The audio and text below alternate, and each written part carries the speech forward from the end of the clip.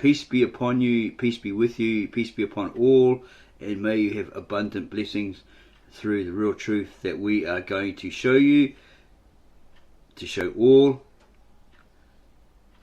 via this, our latest video upload. First and foremost, this is not a direct attack upon the Bible Beacon, be they an individual or a team, as we've never met them in person, one-on-one, face-to-face, etc. But this is a heads up to all who may watch this video, their video, and believe all that's stated via their video, and others like this. It is not their fault that they are underinformed, misinformed, and are in error with what they have claimed as biblical. They are probably, or perhaps, reading from the modern Americanized English Bible versions, whatever they may be, or that may be, we don't know exactly. And it appears they may have got some of their information from the lost Gospels, the Gnostic Gospels of Adam and Eve, 1 or 2. We, the Ministry of the Real Truth, will strive to correct their errors using the original ancient, very old Galilean Aramaic manuscripts, the Ktav Ashurit, the Old Testament manuscripts, in the ancient Aramaic of the original ancient, very old, sacred, scribal language of God, spoken by God to Adam and Eve in the Garden of Eden, and the men at the Tower of Babel apparently spoke one to each other while they were building the Lishana Artika Supreya, again the sacred scribal language of God.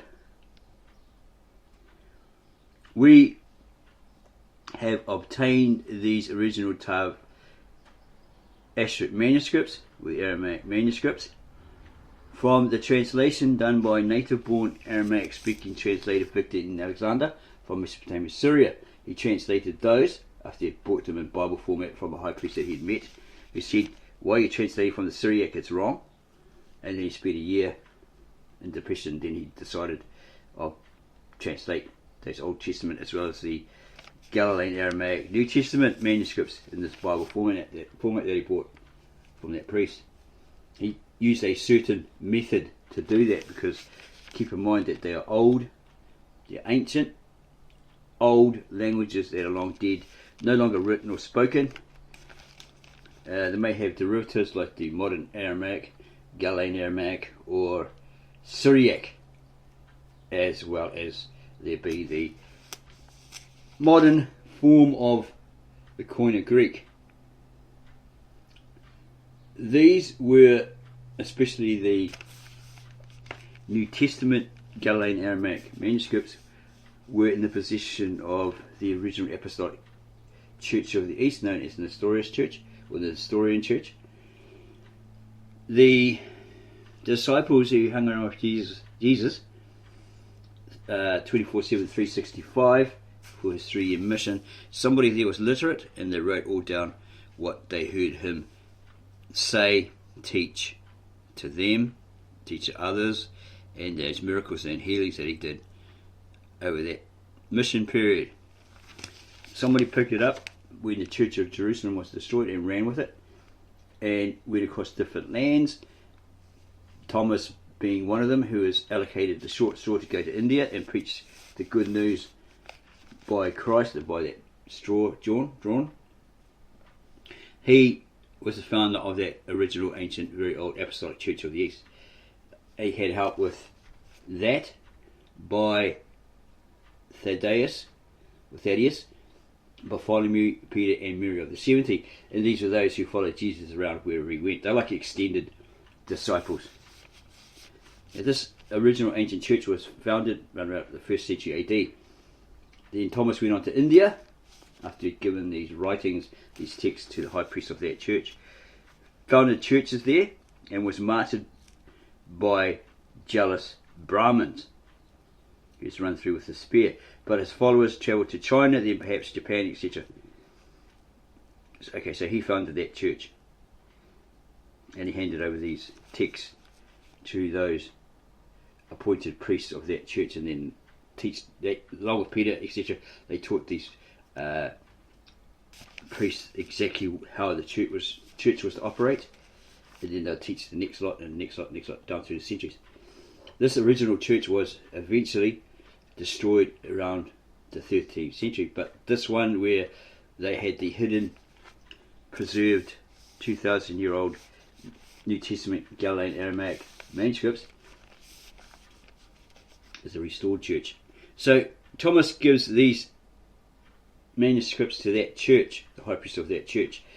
Emperor Constantine wanted to get hold of them, destroy those texts, destroy those people, destroy that church, because he had his Roman state church, a mother church, that wanted to be the number one, i.e. the mother.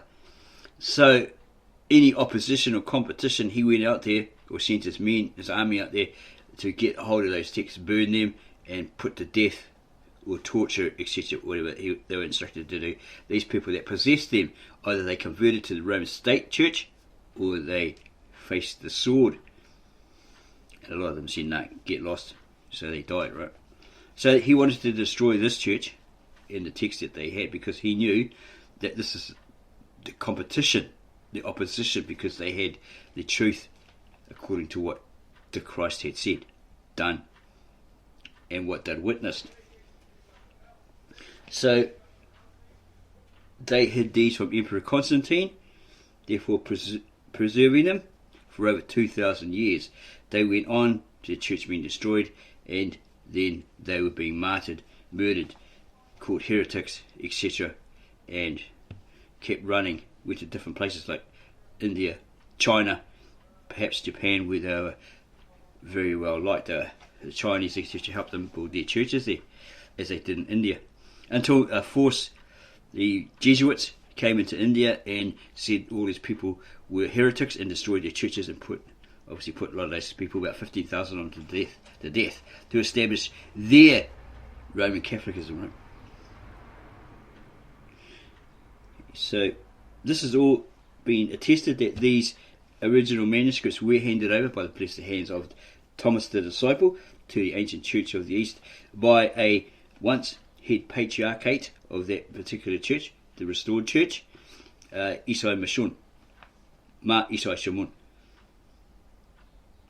He was head patriarch in 1957, but he went to America to do UN discussions about his people, all this sort of stuff, Syrians, etc., apparently, and then he was gunned down at his front doorstep by an assassin, supposedly a Kurd. So this native-born Aramaic-speaking translator from Mesopotamia, Syria, Victor and Alexander, who had bought a Bible-style copy of the original manuscripts, Old Testament, New Testament, from a high priest that he had met from that church of the East restored. As we said, it was originally destroyed around the 13th century AD. And they went through a lot of persecutions from Tamerlane, the Mongols, and others throughout the centuries.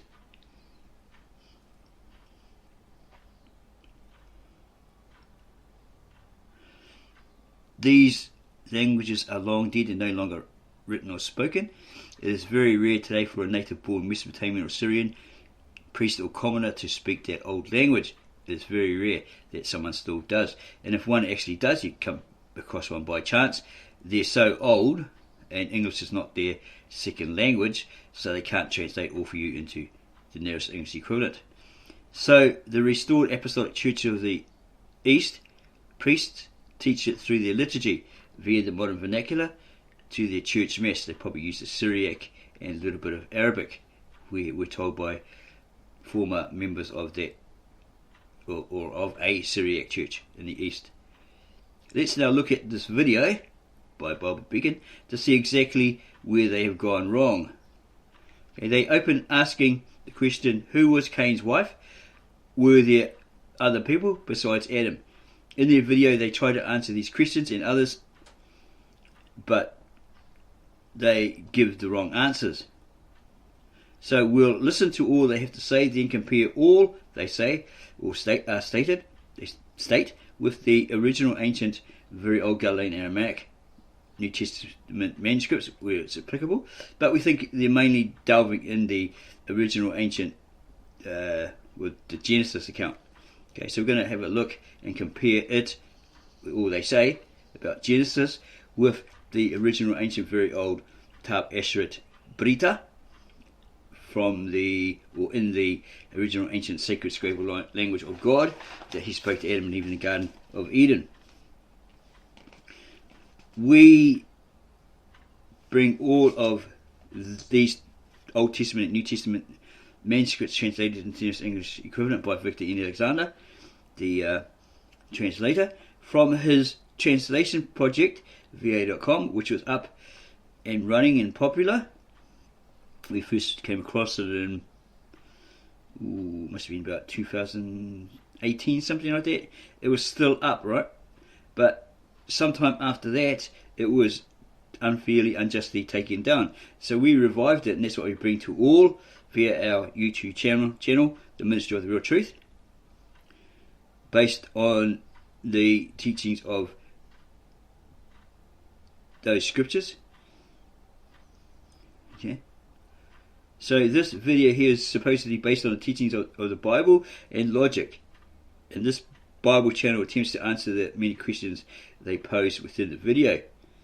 And they start off with saying, according to the Bible, whatever that is, whatever version that is, God created the first man, Adam, from the dust of the earth, etc. According to Genesis 1:28. We'll actually play this video so you can hear it, right? Who was Cain's wife? Were there other people besides Adam and Eve?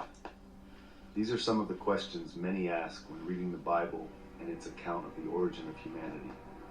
In this video, we will try to answer these questions based on the teachings of the Bible and logic.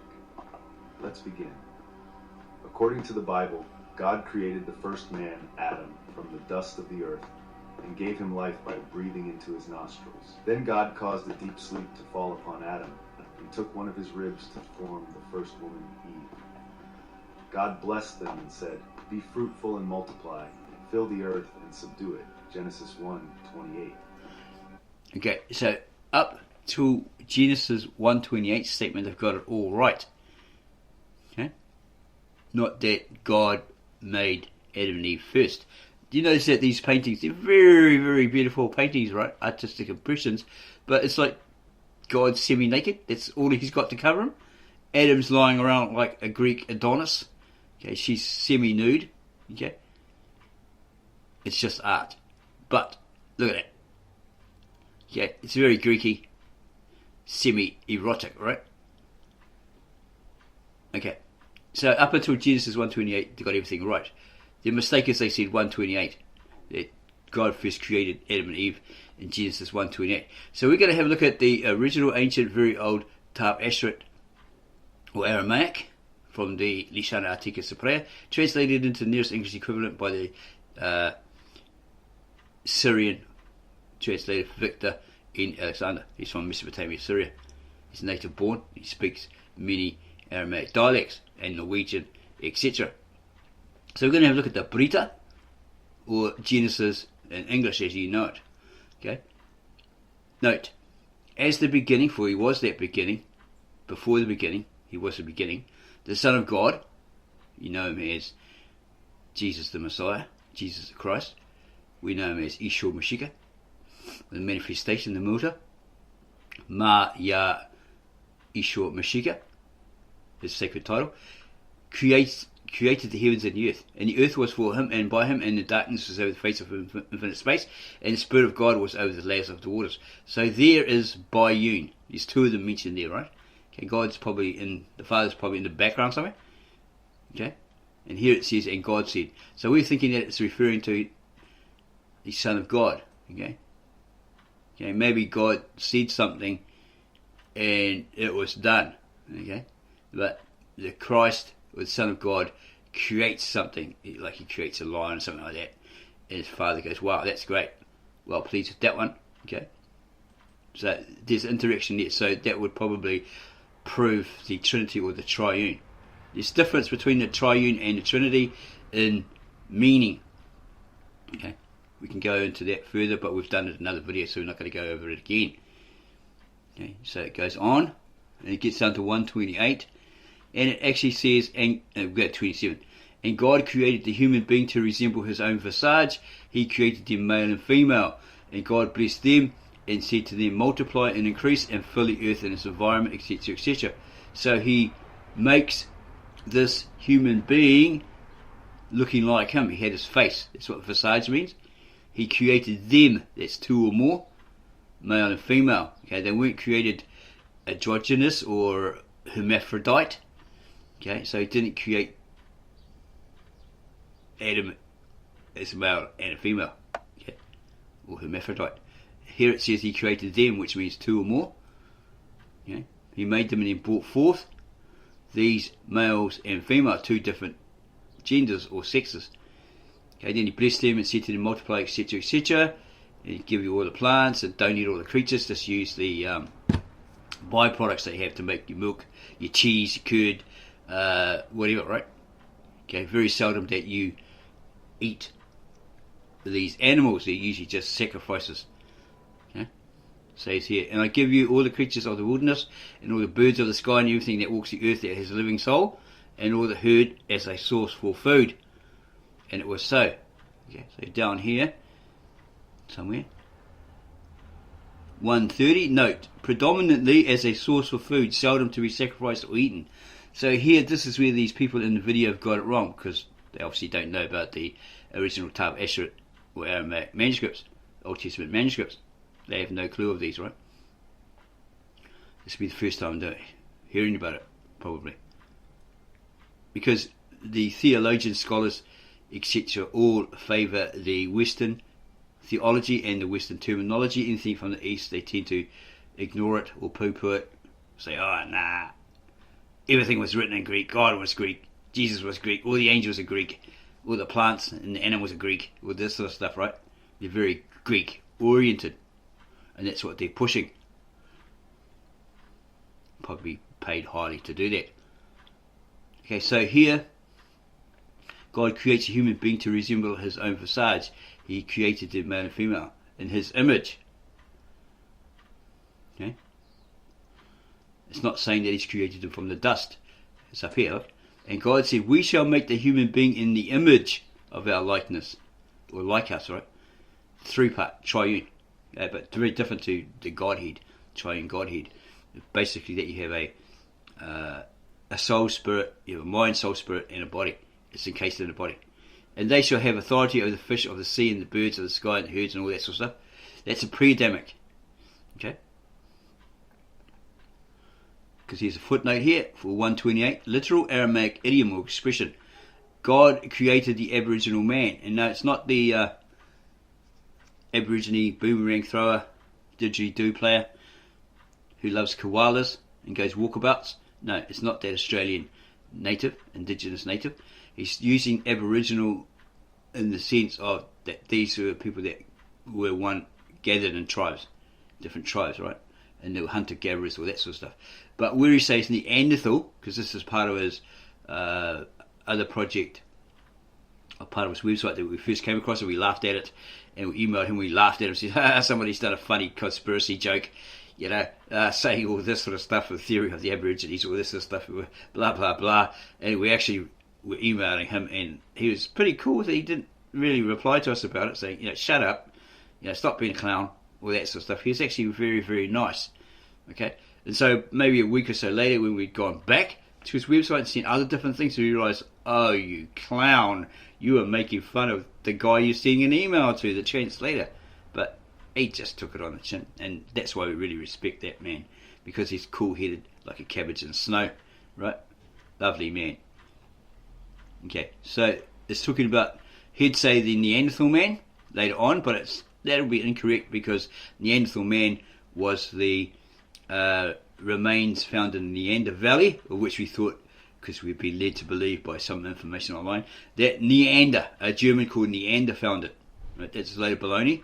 It's just that it was found in the Neander Valley, so that's why they called them the Neanderthal.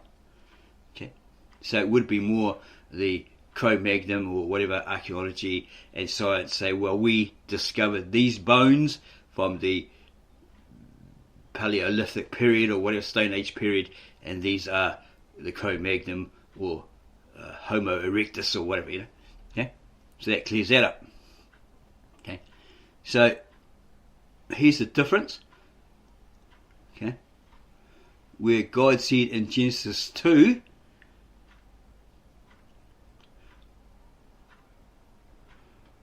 is it? Yeah. And the Lord God moulded Adam and Eve from the dust to resemble himself. And he blew on their faces the breath of life, and Adam became a living soul. So he was a soul, but he's inanimate. And then the uncreated creator, the Son of God, breathes life into Adam, and he becomes a living soul. He becomes animate. So he gets up and he runs around. He's like, yoo-hoo! Oh, look at this beautiful place. Wow, look at all these trees. And that's what I call it. I call it a tree, and that thing that's on the end of it is a fruit, and all this sort of stuff. And he munches on those, right? And he just loves it. Goes for a swim, dives off rocks, all that sort of stuff. He's like, woohoo! Okay, but after a while he gets a bit lonely because there's only animals, and he can't mate with animals, can't talk to animals. Well, I could probably talk to them telepathically at that age, but it's just not the same, you know. There's no one like him.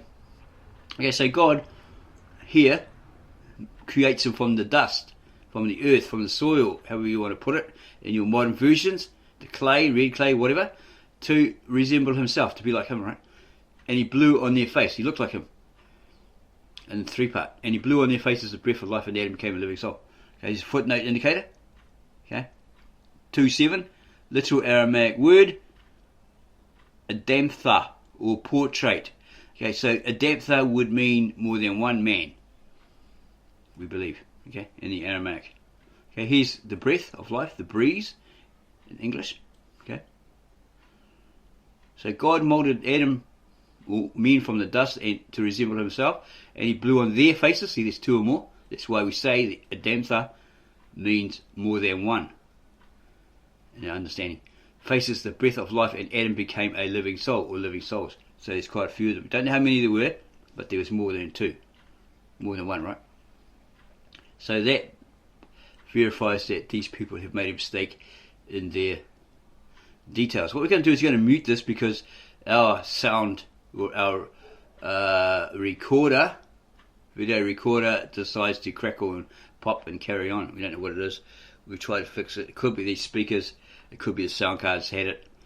Because we broke a connection in the front one a couple of times, but it still picked up on the sound, so we used one at the back onboard sound card, but after that everything seems to crackle and pop. Okay, so we're going to carry on with this video. Okay, and they say God gave them the ability to have children and populate the world with their descendants.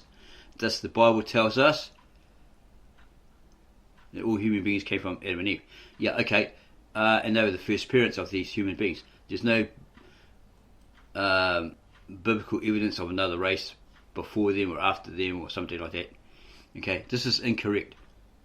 Okay, as we just told you all, he created these pre-Adamics, right, and then blessed them, etc., and said, shoo, go over there and do your thing. They were basically cave dwellers, hunter-gatherers that just followed their animal instincts. Okay, their inner nature, and that's how they survived. Yeah, chase the animals, get those products from them, those byproducts, all that sort of stuff, and basically survive. So they're incorrect here when we have already shown you that before Adam and Eve there were these pre-Adamics. So what God did was he actually created a more spiritual human being, right? They could have that communication, that connection with God. They could be in his presence, walk and talk with him, all that sort of stuff, right? But they had to obey the rules. So they were the first parents of these spiritual beings that had this connection to God. Okay, so these Neanderthals or Cro-Magnons or whatever are out of the picture in this moment.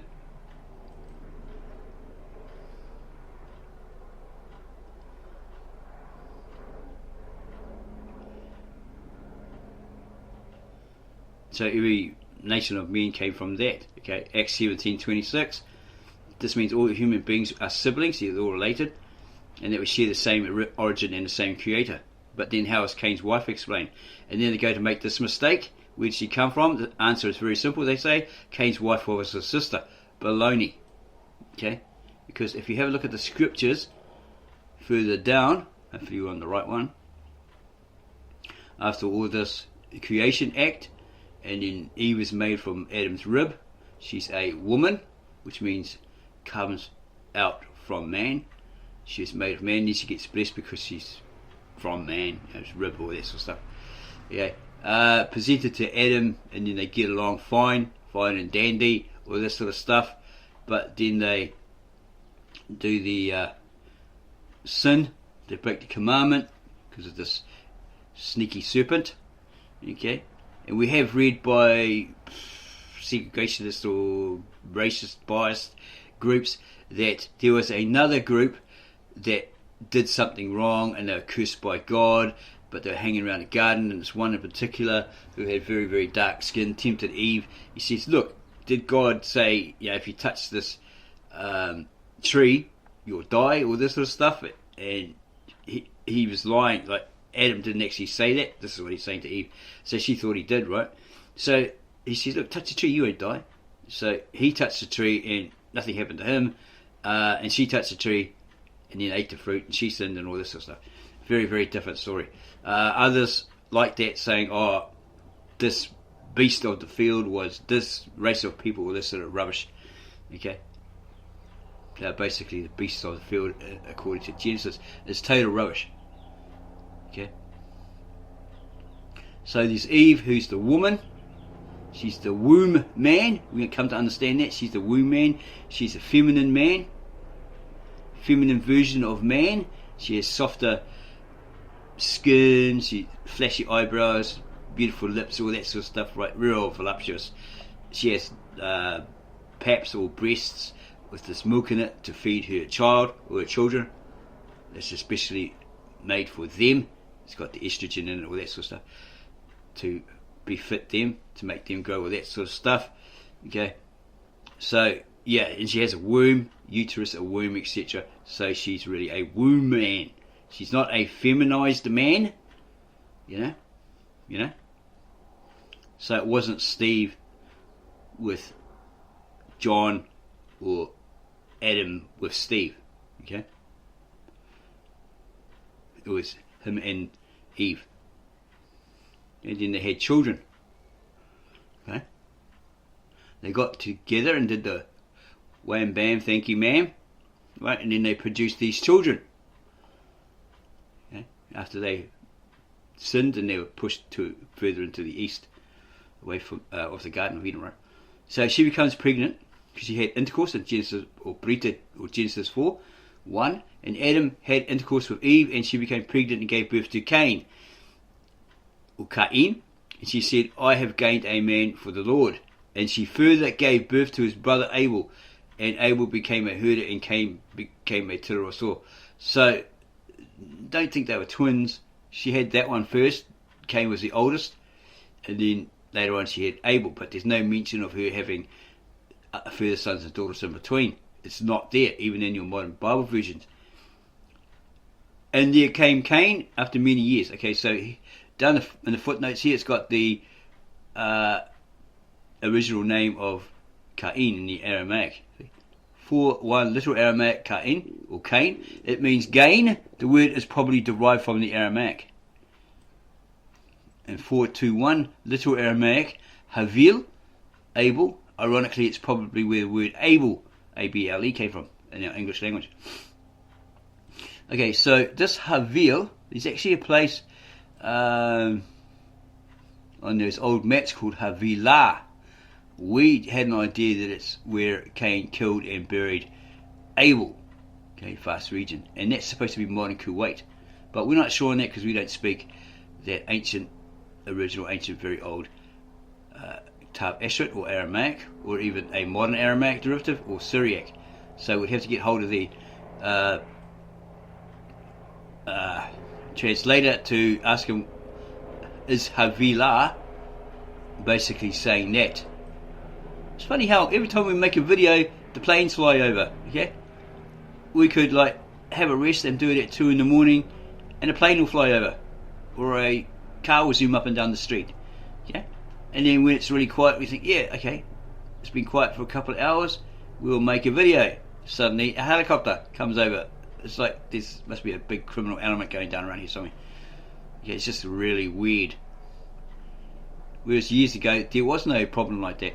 Anyway, carrying on. So these two were required to bring God a sacrifice, right? Okay, so Abel, being a herder, he had rams, sheep, goats, whatever. He bought his youngest lambs, whatever, good lambs, as a sacrifice to God. God was so pleased because that's the sacrifice he required. But Cain, knowing good from evil, he decided to be a rebel, and he just brought whatever was off the ground. See, Adam, because he was an agriculturist, a tiller of the soil, all that sort of stuff. But you have a look at the scriptures. Adam, because of Adam's sin, the ground was cursed. Okay, so whatever you planted through sweat of your brow, all that sort of stuff, as God was telling him, because of that curse, weeds will pop up. Okay, and try to choke that plant, all that sort of stuff. So the ground was basically cursed. So he wanted this good sacrifice. He could have gone and he asked his brother, "Give me one of your lambs, bro," for the required sacrifice. But he wanted to be a dick and rebel. And God said, "I approve of Cain's sacrifice, because that's the one I wanted." Right? He's puts this meat up on the altar and burns it, whatever. And God goes, "Wow, that smells great," It reached his nostrils, apparently, according to the scriptures. But then when he saw Cain's one, he says, "Hey, you know the difference between good and evil. You bought the wrong one deliberately, etc., etc." Because he had this frown, upside down frown on his face. And God said, "What's wrong with you? Why you got an upside down frown?" Right? And then he got all jealous, angry with his brother. So he says, "Oh, it's not good here to talk about what went down. Let's go over there, bro." And they went into the field somewhere, and he smacked him on here with a rock, probably, or a big log. And oops, I killed my brother. Parents will be asking, where the hell has he gone? So I better hide him under this dirt, put him in this hole here, or under this tree or whatever, this old rotting tree. They'll never know. And he goes off, right? But God figures out, because he says, "Oh, where's your brother? What's the problem, God? Am I supposed to look after the little guy? Am I supposed to be taking care of him? Am I his caregiver, whatever?" And he says, "Hey, it's just come to my attention, basically, that you killed him. His blood's crying to me from the earth, blah, blah, blah. You killed him." And he says, "Right, you're getting kicked out of my presence. You can no longer dwell in my presence because you killed your brother. All this sort of stuff. I'm going to banish you to another land." Okay, there's a conversation between God and Cain. Adam and Eve are somewhere else, probably playing around in the garden somewhere, picking the fruit, whatever. And there's no mention of them getting it together in between and having more children. See, this is the problem with these Gnostic Gospels and all that sort of stuff that have come out, and people believed them instantly, right? Because the lost Gnostic Gospels of Adam Part 1 or Part 2 says that when these two were born, Cain and Abel, they had attached to them a female, and eventually Cain had the hots with it, one that was attached to Abel, so he wanted to possess her, so that's what he killed Abel for, to possess her, all this sort of stuff. Okay, it's pseudepigrapha. They know when it was written, but they can't pinpoint exactly who the author was. So that's why it's left out of the Bible, the canon, Nicene Council, all that sort of stuff. If it ever was presented there, you said, no. This is Gnostic. No, we're not including that, right? It's exaggerated, it's pseudepigrapha, not necessarily fake or fraudulent, but yeah, nah. Okay. So we won't include that. Okay, it's like all these lost books are like the Gnostic lost books, all this sort of stuff. And we even came across some passages in the Quran about Jesus not being crucified, or this sort of stuff. It's very similar to these Gnostic pseudepigrapha lost Gospels, right? The same sort of thing, saying the same sort of thing in there as those Gnostic lost books of Adam 1 and 2. Okay. So he gets banished. And then Adam and Eve get back together and do the wild thing, right? And then they have more children. Okay? Genesis 4, or Brita 4, or Genesis 4, okay? Cain is told,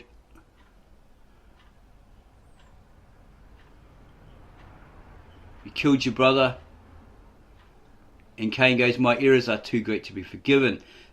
And look at this, God, you've removed me in this age, in this era, unfathomable period, the miserable period. It's not known by me because they didn't write it down exactly when this happened, right? From the face of the earth, they don't give you a date, an hour, a week, a month, or anything like that. From this, behold, you have removed me, Cain, in this age from the face of the earth, and I lie hidden from your presence.